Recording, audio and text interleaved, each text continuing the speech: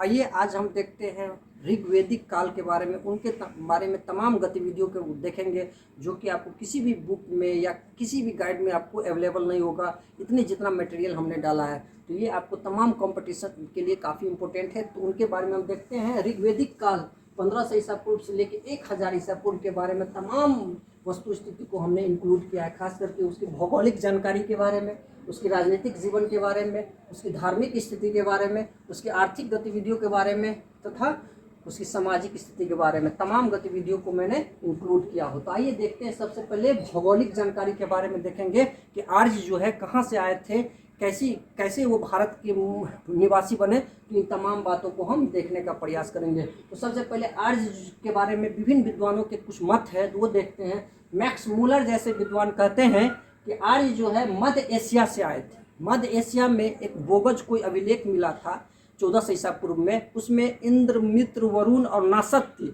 देवता का वर्णन मिलता है उस अभिलेख में। और उसी टाइप का प्रमाण जो है भारत में भी इन देवता का, आर्य के जो देवता थे उनका वर्णन भारत में भी मिलता है ऋग्वेदिक काल में। तो इससे स्पष्ट होता है कि आर्य जो है मध्य एशिया से भारत आए थे। लेकिन और सारे विद्वान क्या क्या मत है उस आधार पर देखते हैं। स्वामी दयानंद सरस्वती का एक बुक है सत्यार्थ प्रकाश, उसमें वो कहते हैं कि आर्य जो है तिब्बत से भारत आए थे, तिब्बत होते हुए वो भारत आए थे। जबकि बाल गंगाधर तिलक वो कहते हैं कि नहीं, आर्य जो है ध्रुवीय प्रदेश से, जो आर्कटिक प्रदेश है उससे होते हुए वो भारत आए थे। और पेटका नामक विद्वान कहते हैं कि नहीं, आर्य जो है जर्मनी से भारत आते हैं। जबकि गाइल्स नामक गाइल्स नामक विद्वान कहते हैं कि हंगरी अथवा डेन्यूब नदी घाटी से होते हुए भारत वो लोग आए थे। जबकि केसी दास जैसे एक विद्वान है वह कहते हैं कि यह आर्य जो है वो भारत के मूल निवासी थे तथा वो ब्रह्मर्षि प्रदेश से ही आपको ब्रह्मर्षि प्रदेश जो कि गंगा और यमुना का जो पार्ट है, गंगा यमुना के जो भी संगम पार्ट है उसी को वो ब्रह्मर्षि प्रदेश कहे। और उन्होंने कहा कि वो भारत के मूल निवासी है। आलचीन, गार्डन चाइल्ड ये बताते हैं कि आर्य जो है दक्षिणी रूस में निवास करते थे और वहीं से वो क्या किए, आपको दक्षिणी रूस से वो भारत आए। वो वहाँ से क्या हुआ, दक्षिणी रूस से दो शाखा बट गया। एक यूरोप की ओर, एक जर्मनी की ओर चला गया और दूसरा भारत की ओर आया। तो एक शाखा जर्मनी की ओर, जिसका वर्णन पेटका भी कहते हैं कि वो जर्मनी से इधर आया, और ये आपको दूसरा जो है भारत से आया। तो जबकि उनकी जो भाषा था भारोपीय, जो यूरोपीय और भारतीय दोनों का मिलन भी दिखा रहा था। कहीं ना कहीं ये तथ्य आल्चिन और गार्डन चाइल्ड का जो दक्षिणी रूस से भारत आए थे वो भी सत्य प्रतीत होता आ रहा है। आगे देखते हैं। ईरानी ग्रंथ जेंद अवेस्ता, जो ईरानी ग्रंथ है, कुछ विद्वान कहते हैं कि ये ईरान से भारत आए थे। और उनका जो ग्रंथ है जेंद अवेस्ता, उसमें जो है आपको ऋग्वेद में काफ़ी समानता देखने को मिलता है। उनकी देवी देवता के बारे में, ये जो ऋग्वेद कालीन जो देवी देवता है जिसके बारे में आगे पढ़ेंगे, उनके बीच काफ़ी समानता देखने को मिलता है। ठीक उसी प्रकार से अगला विद्वान कहते हैं कि कुछ विद्वान ऐसे हैं जो आर्य के बारे में बताते हैं कि इनका निवास स्थल जो है सप्त सेंधव प्रदेश था। और सप्त सेंधव प्रदेश मतलब उन्होंने सप्त नदी यानी 7 नदी के बारे में बताया। यही प्रदेश जो है आपको आर्यों का निवास स्थल था और यहीं पे धीरे धीरे आर्य जो है डेवलप किए। तो सबसे पहले देखते हैं कि सप्त नदी कौन है। तो सप्त नदी में सिंधु, जो उस समय की सबसे पवित्र नदी थी, सरस्वती, सिंधु को कहा जाता है सबसे महत्वपूर्ण नदी, जबकि सरस्वती को कहा जाता है सबसे पवित्र नदी। सिंधु, सरस्वती, शतरुद्री को सतलज नदी के नाम से जाना जाता है, जबकि बिपाशा को ब्यास नदी के नाम से, परुष्णी को रावी नदी के नाम से, वितस्ता को झेलम नदी के नाम से, अस्किनी को चिनाब नदी के नाम से जाना जाता है। यानी अस्किनी, चिनाब, परुष्णी, रावी, शतरुद्री, सतलज, बिपाशा, ब्यास की इन सारे नदियों का वर्णन मिलता है। ये सप्त सेंधव प्रदेश में 7 नदियों को वर्णन मिलता है। तो आर्य यहीं पे निवास करते थे, इसी नदी के आसपास के क्षेत्र में।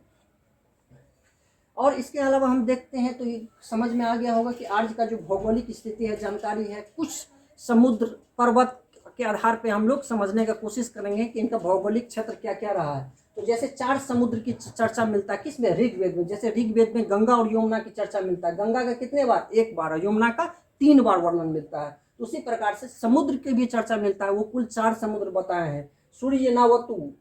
सरयनावतु, अपर, पूर्व, सार तत्व, ये समुद्र है। सार तत्व, पूर्व, अपर, सरयनावतु। इसी प्रकार से पर्वत में हेमवंत की चर्चा मिलती है, और इसके जो उच्च चोटी थे उसको कहा जाता था मुंजवंत, मुंजवंत। तो यहीं पे मुंजवंत में सोमरस पेय पदार्थ की प्राप्ति होता था, जो शिव से इसकी तुलना किया गया है। ऋग्वेद के 7वें मंडल में 10 राग युद्ध की चर्चा मिलती है, जो कहीं न कहीं रावी नदी के तट पे हुआ था। रावी नदी, जिसको आप रोशनी नदी कहते हैं, वहीं पे 10 राग युद्ध की चर्चा मिलता है, जिसमें आर्य और अनार्य 10 राजाओं का संघ था, आर्य और अनार्य, और दूसरा जो थे आपको भरत कबीला थे। आर्य और अनार्य जो 10 राजाओं का संघ था, दूसरा जो था भरत कबीला, दोनों के बीच युद्ध हुआ था, जिसमें भरत कबीला ने विजय हुआ था। यही भरत कबीला और कुरु कबीला के बीच आने वाले समय में समझौता हो गया, दोनों एक हो गए और वो कुरु कबीला कहलाया। और यही कुरु कबीला कुरुक्षेत्र के आसपास क्षेत्र में बसे, जहाँ पे हस्तिनापुर नामक एक राजधानी की स्थापना किए, जो महाभारत से रिलेटेड है। इस प्रकार से आपने देखा पूरे इसकी भौगोलिक जानकारी के बारे में। अब हम इसके देखते हैं राजनीतिक जीवन के बारे में कि ऋग्वैदिक कालीन जो राजनीतिक जीवन था वो कैसा था। तो आइए हम देखते हैं कि राजनीतिक जीवन में उनका जो व्यवस्था था कबीलाई व्यवस्था था। कबीलाई यायावार पद्धति का, एक जगह वो लोग नहीं रहते थे, घुमंतु टाइप से वो जीवन यापन करते थे।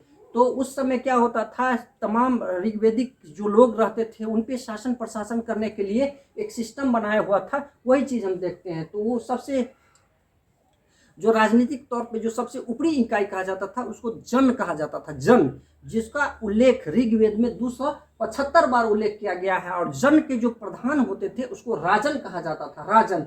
इसके बाद जन जो है 20 में डिवाइड था, 20 का उल्लेख जो है ऋग्वेद में 170 बार किया गया है। इसका प्रधान जो होते थे वो 20 पति कहलाते थे। ठीक उसी प्रकार से 20 का डिवाइड ग्राम में होता था, जिसके प्रधान ग्रामीणी कहलाते थे। और ग्राम का डिवाइड ग्राम के नीचे परिवार होता था, जिसको कुल कहा जाता था। कुल के प्रधान को कुलपति कहा जाता था या कुलप कहा जाता था। इस प्रकार से सबसे ऊपर जन, इसके बाद 20, इसके बाद ग्राम, इसके बाद कुल होता था। और वहाँ का जो सिस्टम था, ऋग्वैदिक काल का जो सिस्टम था, राजतंत्रात्मक और गणतंत्रात्मक दोनों व्यवस्था देखने को मिलता है। राजा का कर्तव्य, वहाँ पे राजा का जो कर्तव्य होता था गायों की खोज करना, गविष्टि करना, वो उनका मुख्य काम था। गाय का उस समय अत्यधिक महत्व था, चूंकि राजा का काम था किलों को तोड़ने वाला, इसलिए उसको पुरंदर भी कहा गया है। इंद्र, चूंकि इस समय के जो प्रधान देवता थे इंद्र थे। और इसी प्रकार से आगे देखते हैं कि राजा के जो सलाहकार होते थे, जैसे जन होते थे, जन के प्रधान राजन कहलाते थे। तो उनको सहयोग करने के लिए, सहायता देने के लिए एक सलाहकार समिति होता था। उस सलाहकार समिति में पुरोहित, सेनापति, प्रधान, रानी, युवराज जैसे लोग होते थे। इसके अलावा कुछ अधिकारी वर्ग की भी चर्चा मिलती है, जिसमें मुख्य रूप से व्रजपति जो होते थे वो चारागाह के प्रधान होते थे। इसके अलावा उग्र, ये उग्र का काम था अपराधियों को पकड़ना, अपराधियों को जाके पकड़ के लाते थे तो उसे उग्र कहते थे।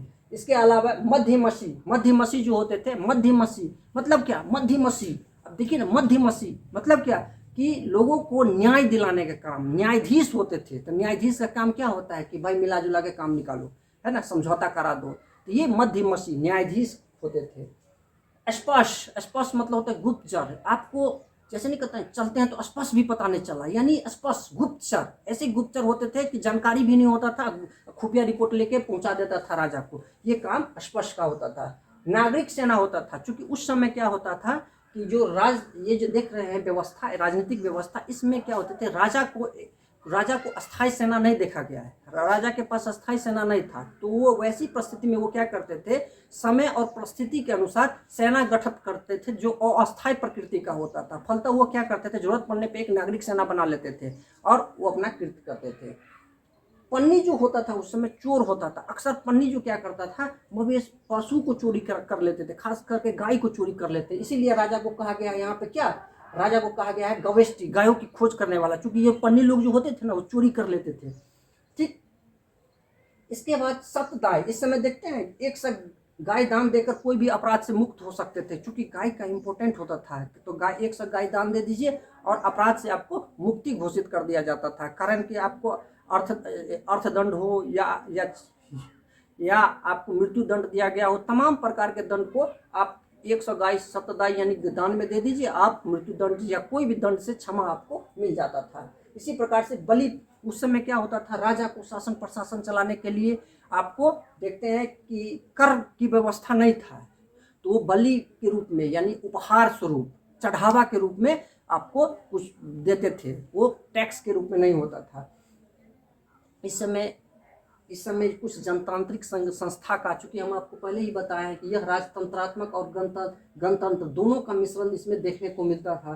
तो इस समय जो जनतांत्रिक कुछ संस्था होते थे, जैसे सभा, समिति, विदप, 3 संस्था थे। तो सभा का काम क्या था, इसकी चर्चा जो है, सभा का जो है ऋग्वेद में 8 बार चर्चा मिलती है, जबकि आपको समिति की चर्चा 9 बार मिलती है। तो सभा क्या था, सम्राट लोगों की संस्था था, जबकि समिति जो है आम जनों का संस्थान था। सभा में जो है सम्राट लोग ही बैठते थे, जबकि समिति में आम जन के लिए होता था।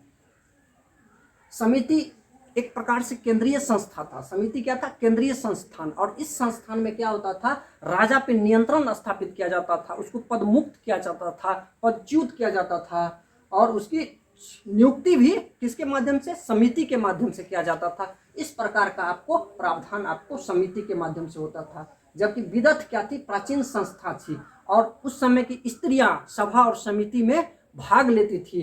तो ये आपको मैंने पूरी राजनीतिक व्यवस्था के बारे में आपको बताया, जिसमें सभा, समिति और विदथ जैसे संस्थान के भी बारे में बताया, और इन तमाम गतिविधियों के माध्यम से राजनीतिक जीवन प्रचलन में था।